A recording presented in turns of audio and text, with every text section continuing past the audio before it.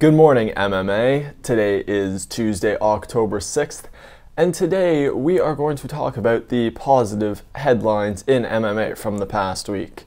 There's always a lot of negative news in the press, whether it's drug test failures, whether it is fighters feuding with each other, whether it's domestic abuse cases, a whole bunch of negative stories, and the positive stories always get buried by those because positive stories don't attract the headlines that negative ones do. So I want to change that. I want to bring out some of the positive news stories from the past week. First one I want to talk about is Ariel Helwani celebrating his 300th episode of the MMA Hour.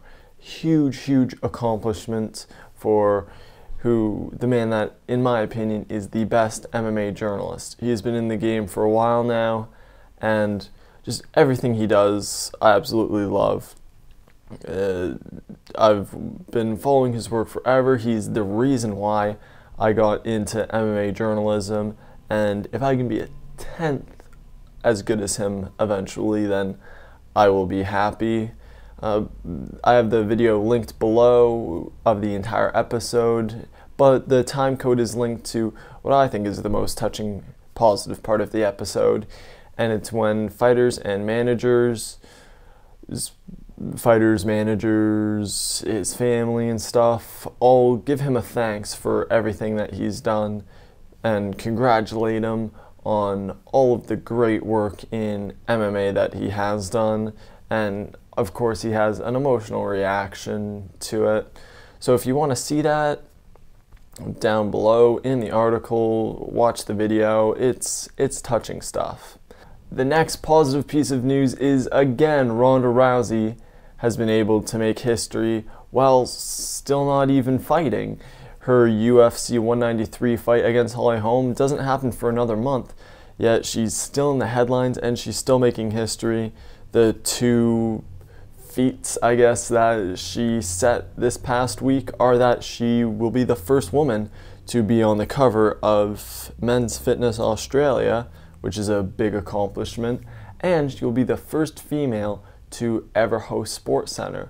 Those are two big things for Ronda Rousey, as it just gets her face out there to a larger audience. So congratulations to Ronda Rousey for that. That is huge for both her and the sport. And the last piece of positive news I want to talk about today is Sage Northcutt winning at UFC 192. And it's not him winning that was positive, but just the emotion that he showed after the fight in his interview with Joe Rogan. We get a lot of fighters using the post-fight interviews to either call out fighters or really not say anything. They don't use it for a good reason, but for Sage, it was just, you got to see a 19-year-old kid who's just beginning to live out his dream, who's put in all of this hard work, and getting his first win at 19 years old, well, his first UFC win at 19 years old, just like the emotion and the positivity, it was very like childlike, almost like a happy puppy dog. It was just a great thing to see such genuine emotion, and his happiness was like infectious. I was watching and I was smiling because I'm just like, wow, this kid is so happy about this moment that he's probably been dreaming about since he first started training in martial arts. So that was just a really positive moment from the last week.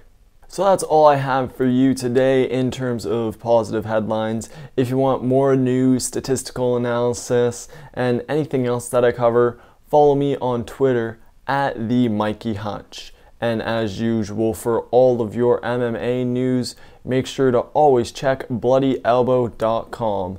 That's all I have for today. Thank you for watching, and have a great day.